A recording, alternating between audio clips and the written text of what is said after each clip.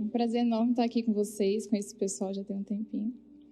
Bom, para quem não me conhece, me chamo Bruna, tenho 18 anos, estou no 2º semestre de psicologia. Sou filha do pastor Flávio e do pastor Eliane, como o pessoal falou. E é sempre muito bom estar aqui com vocês, gente. Essa igreja é praticamente a nossa casa também, né? Vamos abrir as nossas Bíblias em Gálatas 2, 20.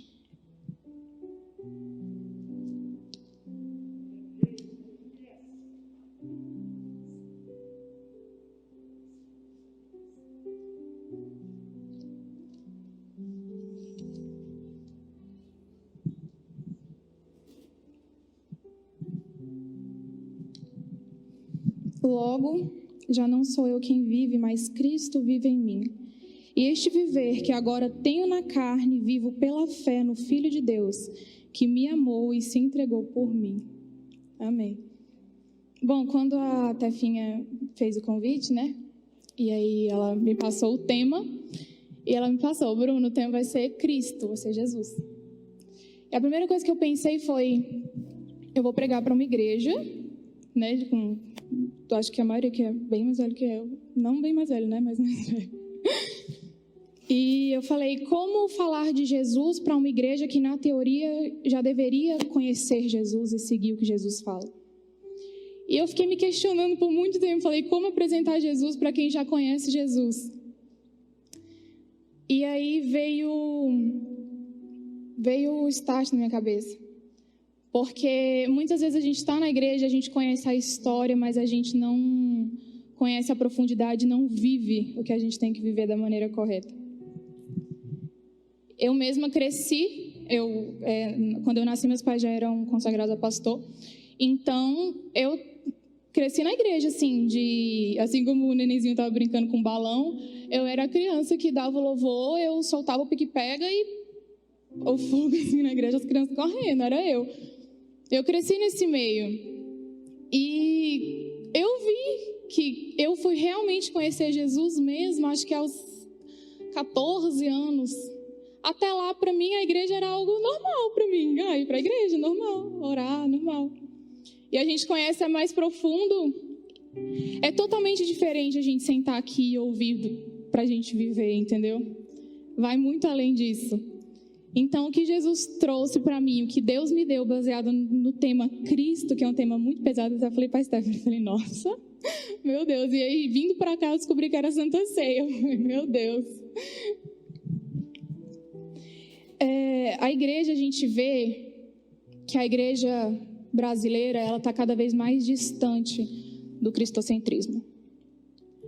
A gente vê muitas pregações baseadas em doutrinas, em ideias pessoais, que muitas vezes fogem do contexto cristão, que é o que nós deveríamos estar vivendo. Fogem dos ensinamentos de amor que Deus passava, e foge também das questões que Jesus batia em teclas, questões de pecado, em questão de má conduta. As pregações de hoje vão como eu esqueci o termo, mas que a graça, né, da abundância da graça e que você pode viver a vida que você quiser, que Deus perdoa e tal. E isso foge muito, e às vezes eu já saí de pregação chorando de raiva, porque as pregações, elas fogem muito do contexto que a gente estuda quando nós estamos com Jesus. E Jesus, ele vai muito além da religião, ele vai muito além dos códigos, ele vai muito além do louvor ter 3 ou 4 músicas e depois a oferta, a pregação. Jesus não segue esse ritmo de culto que muitas vezes a gente faz, né? Os cronogramas, ele não segue cronogramas. Quando nós vamos para Filipenses 3, versículo 5 e versículo 6. A gente vai ver uma afirmativa de Paulo, e que ele vai dizer assim: eu fui circuncidado no 8º dia, sou da linhagem de Israel, da tribo de Benjamim, hebreu dos hebreus quanto à lei, e eu era fariseu quanto ao zelo, perseguidor da igreja e quanto à justiça que há na lei, irrepreensível. Nós vemos aqui então Paulo falando do que ele era, né? E uma questão muito legal porque às vezes nós vemos as pessoas falando que Paulo trocou de nome quando ele se converteu, mas não. Como a gente acabou de ler, ele tem a origem hebraica dele, mas os pais dele eram cidadãos romanos. Então, quando ele escolhe optar por Paulo, é a mesma coisa de Saulo, são sinônimos. A questão é que Saulo é um nome da origem hebraica que ele tinha. Então, não houve isso de Paulo mudou de nome, não teve isso. Ele simplesmente optou por usar o sinônimo, né, mas porque ele pregava para romanos, né, para gentios, no caso. E aí nós vemos ele afirmar que ele era um fariseu. E quando eu era pequena, eu só achava, na minha cabeça, simplesmente fariseus eram pessoas horríveis que iam contra a igreja em si e tal. E estudando, a gente vai ver que o quê? Que os fariseus, eles eram estudiosos da lei. Então, eles estudavam a lei judaica, sabiam de cabo a rabo, sabiam ali tudo, Pentateuco, tudo mais, as leis que tinham que ser vividas, as formas como tinha que viver de acordo com a lei. E quando Cristo vem, Cristo quebra, foi o que eu acabei de falar, ele quebra dogmas, paradigmas que tinham na lei. Um exemplo, né, dos milagres ao sábado, que foi uma questão que os fariseus batiam na tecla. Então, Paulo, ele fala, sim, eu era um fariseu. E o que Jesus nos diz sobre os fariseus? Quando a gente vai para Mateus 23... Mateus 23, do versículo 1 ao 36, Jesus vai falar sobre os fariseus, sobre a conduta que os fariseus tinham.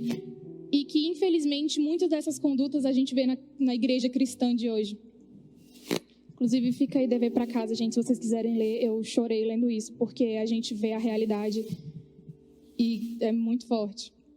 Mas os versículos que eu quero ler especificamente é o 27 e o 28. Ai de vocês, escribas e fariseus, hipócritas, porque vocês são semelhantes aos sepulcros pintados de branco, que por fora se mostram belos, mas interiormente estão cheios de ossos mortos e de toda podridão. Assim vocês também por fora parecem justos aos olhos dos outros, mas por dentro estão cheios de hipocrisia e de maldade. Gente, isso é muito forte. É exatamente isso que a gente vê. É muito bonito eu vir pregar aqui com uma saia que vai na metade do meu tornozelo, mas isso não diz quem eu sou. O que nós vemos na igreja hoje são exatamente túmulos pintados de branco. Pode ser lindo o adorno que você vai colocar num túmulo, num funeral, as flores que você vai colocar ou que vai estar escrito na lápide. O que aquilo carrega não muda. E o que nós vemos hoje nas igrejas, e quando eu questionei isso a Deus de como apresentar Jesus, é que muitas pessoas vivem um falso evangelho onde no domingo vestem uma roupa bonita, uma gravata, uma saia, vêm para cá, falam coisas bonitas aqui em cima, oram com palavras lindas, tem uma oratória perfeita, mas que não passa de um túmulo pintado de branco. Não passa de nada adornado por fora e morto por dentro. Mas a questão é que nós cremos em um Deus que do vale de ossos secos faz voltar à vida. Então não há perdição para você o suficiente para que você não possa voltar para Jesus. Eu estou pregando para cristãos. A pregação de hoje ela não tem intuito de novos convertidos. A questão é para a igreja mesmo. Foi o que a Tefia me pediu. Ela falou, a pregação é para a igreja. Nós não podemos ser simplesmente túmulos pintados de brancos, porque Deus ele nos vê por dentro. E nós vemos Paulo que com muito afinco ia atrás dos cristãos, justamente porque Jesus quebrou todos os dogmas. E o que eu fico muito triste é porque os fariseus, aqueles que estudavam a lei, que eles sabiam que tinha a promessa de um Redentor, eles viveram com o próprio Cristo ao lado deles, eles viveram com o próprio Deus em forma de pessoa e eles o perseguiram. Eles perseguiram o próprio Deus a quem eles diziam que serviam.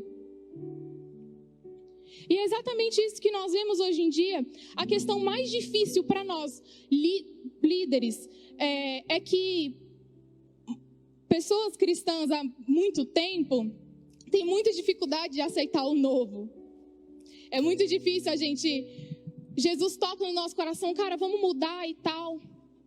E aí chega o pessoal, não sei o quê, e bate numa tecla que não é necessária.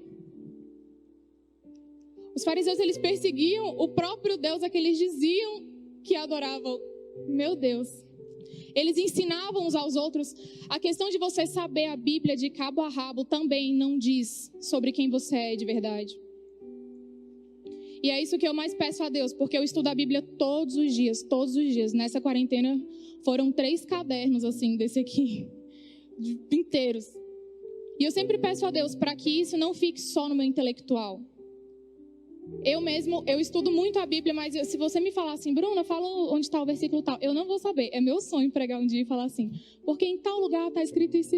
Eu não consigo, mas o viver é o importante. E quando nós vemos isso, em Romanos 1:1, a diferença que Cristo faz na vida de uma pessoa, quando uma pessoa conhece a Deus de verdade, a pessoa muda tanto, que Paulo passa a se apresentar nas suas cartas como Paulo, servo de Jesus, chamado para apóstolo, separado para o evangelho de Deus. O servo de Jesus vai na frente do que ele é, que ele é um apóstolo. Ser servo de Jesus vem à frente de qualquer coisa que você possa fazer. Antes dos meus pais serem pastores, eles são servos de Jesus. E é isso que Jesus fazia. Jesus lavou os pés dos seus discípulos. Jesus se colocou como servo, porque é esse o coração que a gente tem que ter. Eu cresci assim, quando eu tinha até os meus 12 anos, mais ou menos, eu tinha pavor a morador de rua. Eu tinha pavor. Eu não podia ver um, assim, que eu passava longe, eu chorava. E meu pai sempre brincava, vou mandar você colocar a mão na cabeça dele para você orar. E eu sempre chorava, pavor. E, enquanto isso, nas madrugadas, os meus pais estavam entregando sopão para os moradores de rua. E um dia, no carnaval, meu pai falou assim, não, filha, vamos com a gente hoje. Olha, você não precisa nem chegar perto deles, você só bota a comida no prato, é isso que você vai fazer, só isso. Eu falei, tá bom. Terceiro prato que eu botei a comida, eu tava sentada no chão, assim, do lado do morador de rua, escutando a história de vida dele. E assim, chorando, meu Deus, e tal. E esse dia eu cheguei em casa muito feliz, meu Deus, me perdoa. Olha o que eu tava fazendo, eu tava com medo de... Olha isso, gente. Às vezes eu tinha crescido na igreja até os 12 anos, e olha a visão que eu tinha. Eu podia trazer para vocês muitas facetas de Jesus, muitos lados de Jesus. Mas quando eu vi, eu não podia falar nada diferente disso, porque na nossa caminhada cristã, se tem uma faceta de Jesus que todas não mudam, mas o que mais transforma a gente é exatamente a questão da gente evoluir a cada dia. Não existe ninguém crente demais ou santo demais. Não existe o fato de você se sentir mais crente do que alguém ou se achar melhor do que alguém. Jesus, todos os dias a gente aprende algo novo. Todos os dias eu posso ler o mesmo versículo para você. Durante 2 semanas seguidas, todos os dias você vai ter uma interpretação diferente. Uma visão diferente, porque Jesus, as misericórdias dele se renovam a cada manhã e assim conosco que a gente vai. Então, falar de Cristo, não tem como eu dar uma receitinha para vocês e falar, Jesus é isso, isso e isso. Porque ele vai muito além disso. É algo muito pessoal. Independente do tempo que você está na igreja, às vezes você já até se aproximou de Cristo uma vez. Mas com o tempo você perde isso e vira rotina, assim como para mim quando eu era criança a igreja era uma rotina. Chegava domingo eu ia para a igreja. E não é isso. Jesus não é só uma religião, é uma forma de vida. Quando lá em Mateus 16:16, Jesus está ali perguntando para os discípulos, né? Porque o pessoal fala, mas quem você é? Uns dizem isso, outros dizem aquilo. E Jesus vira e fala, mas e vocês? E aí Pedro vira e fala para ele assim, o Senhor é o Cristo, Filho do Deus vivo. E Deus ali fala que aquela revelação veio do céu para Pedro? Justamente porque Jesus, todo mundo conhece, todo mundo sabe quem é Jesus, mas o Cristo, não. A multidão dizia muitas coisas. A multidão dizia que era Elias ou que era um profeta, mas quem estava ali com ele sabia. Pedro teve essa revelação dos céus e falou: você é o Cristo.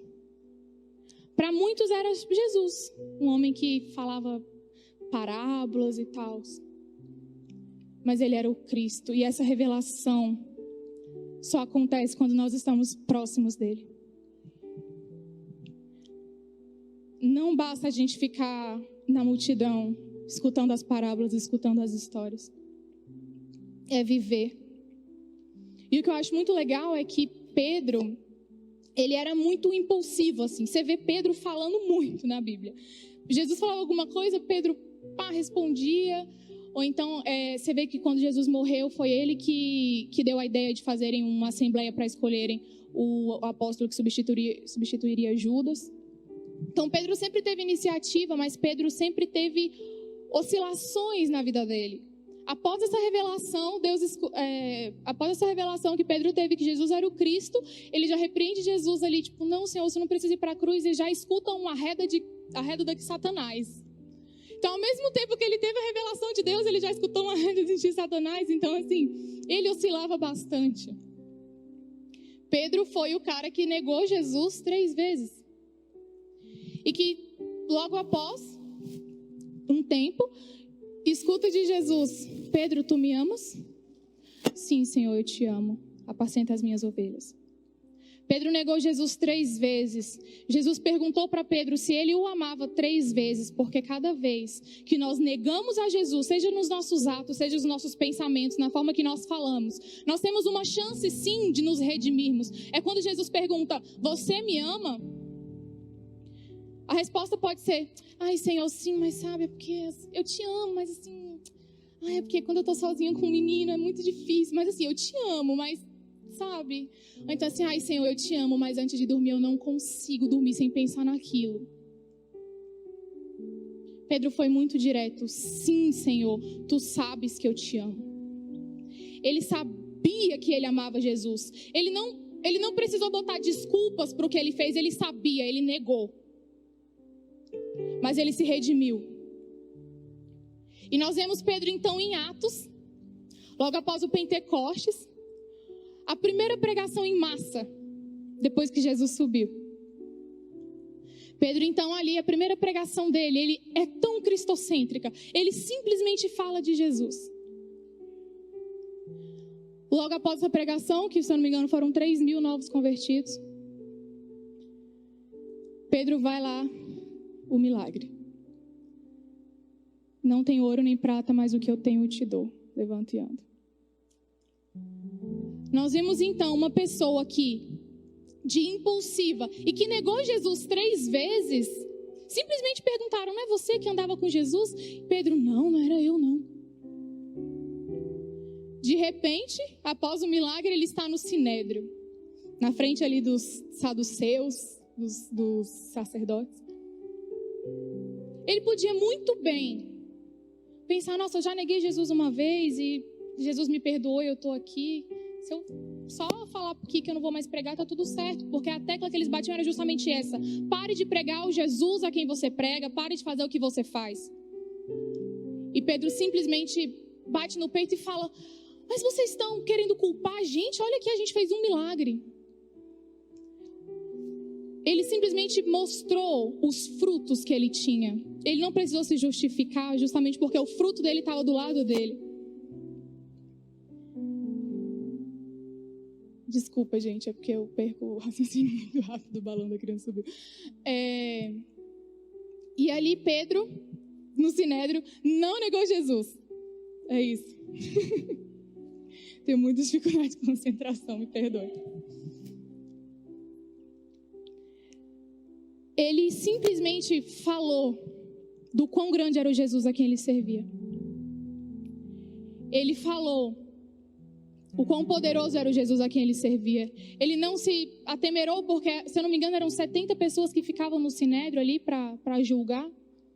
Ele estava na cúpula. Ele estava ali com as pessoas mais de alta patente, digamos assim, da igreja da época.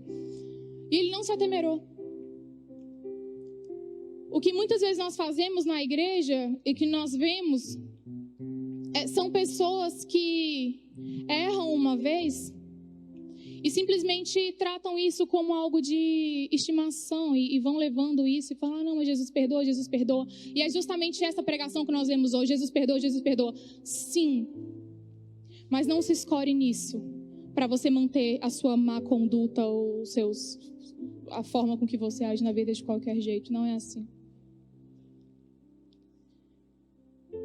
Acontece que nós vemos na igreja e nós adoramos. Nós sempre escutamos sobre Deus e nós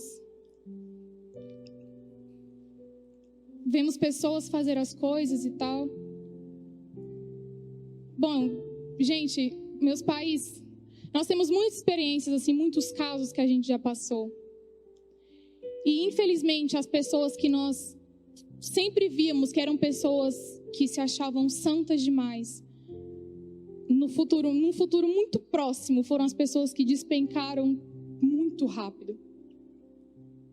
Quando nós vemos pessoas que, assim como os fariseus, se achavam perfeitos demais.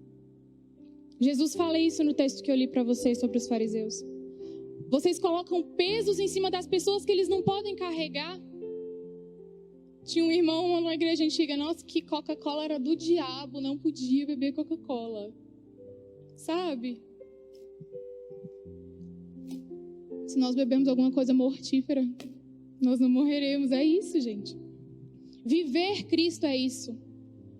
Quando Paulo alega que não sou eu quem vivo, mas Cristo vive em mim, é exatamente isso. Não é a forma com que você vem no domingo para a igreja. E nós muitas vezes esquecemos a grandiosidade do Jesus a quem nós servimos. Nós esquecemos o quão grande Ele é. E eu vou lembrar para vocês o quão grande é o Jesus a quem nós servimos. O quão poderoso Ele é. Quando nós vamos para Apocalipse 5, no versículo 6... Eu já estou até caminhando para o final, se vocês puderem, já podem ir preparando. Se coloquem de pé agora. Eu acho que não tem uma forma melhor da gente caminhar para o final disso aqui e ir para uma santa ceia, sem ser falando do quão grande e quão poderoso é o Cristo a quem nós servimos. Jesus foi sim uma pessoa que viveu entre nós, mas o Cristo é o que está do nosso lado todos os dias. E é por Ele e para Ele que nós fazemos o que fazemos. Não é porque é bonito, não é porque é legal, mas é porque nós reconhecemos o quão poderoso é o Cristo. Então vi, no meio do trono dos 4 seres viventes, entre os anciãos, em pé um cordeiro, que parecia que tinha sido morto. Ele tinha 7 chifres, bem como 7 olhos, que são dos 7 Espíritos de Deus enviados por toda a terra. O cordeiro foi e pegou o livro da mão direita daquele que estava sentado no trono. E quando ele pegou o livro, os 4 seres viventes e os 24 anciãos se prostraram diante do cordeiro, tendo cada um deles uma harpa e taças de ouro cheias de incenso, que são as orações dos santos, e cantavam um cântico novo, dizendo: digno és de pegar o livro e de quebrar os selos, porque foste morto e com teu sangue compraste para Deus os que procedem de toda tribo, língua, povo e nação.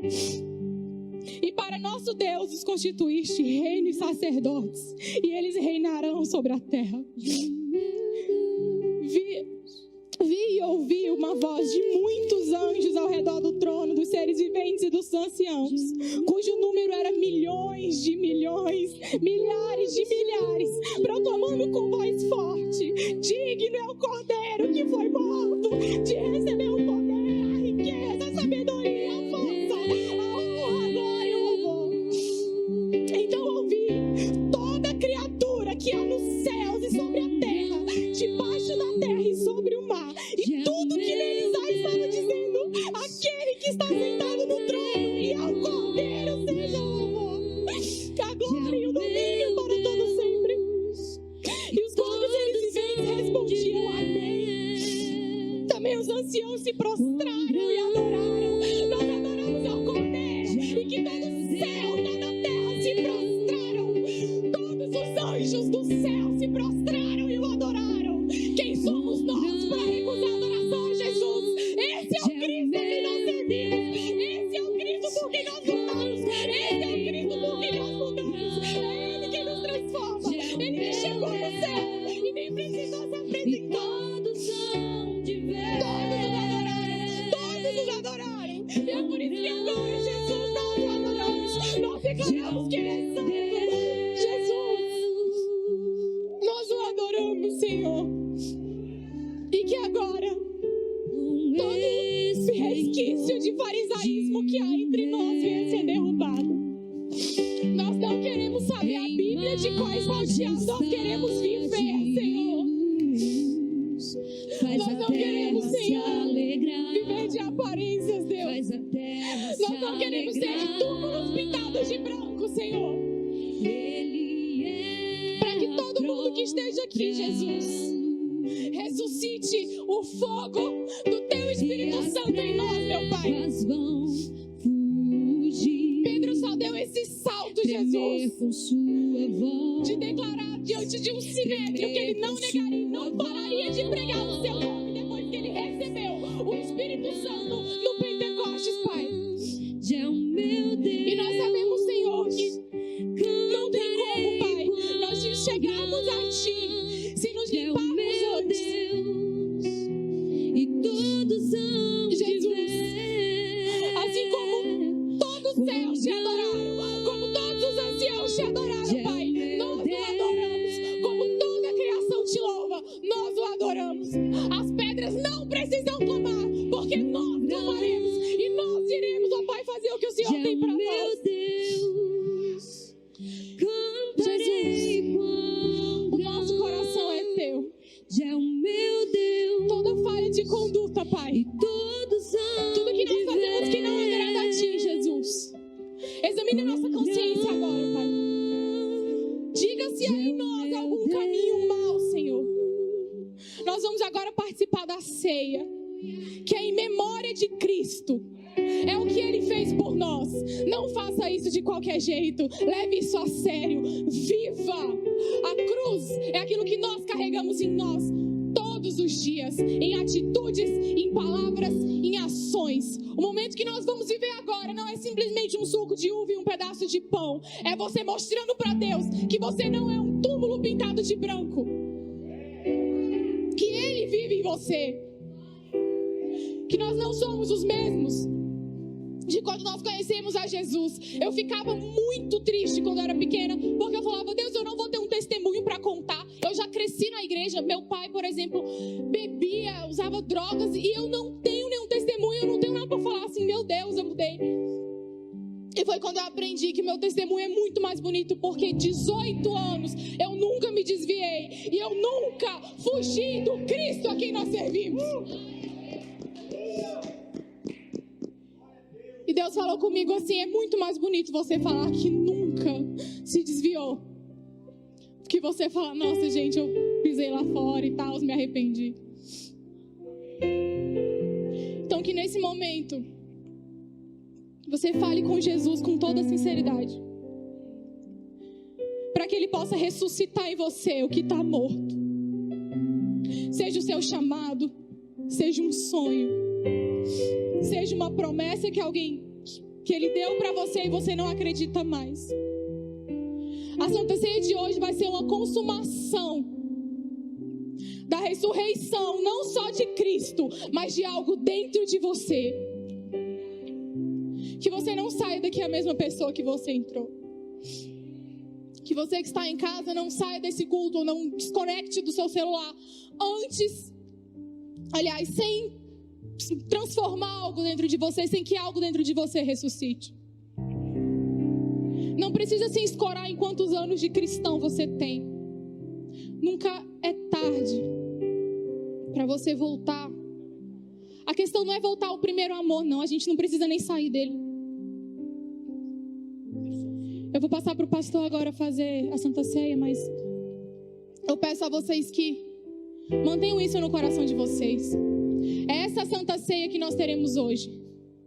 Não só a ressurreição de Cristo, mas a ressurreição de nós como cristãos, do nosso fogo como cristãos, que não pode se apagar, mesmo estando em quarentena e distante dos... Agora voltou pessoalmente, mas muitas vezes a gente estava, sozinho ali. E é exatamente estar sozinho que mostra quem você é com Jesus. Estar aqui e ser crente é muito fácil. A questão é o que você faz quando a porta está fechada.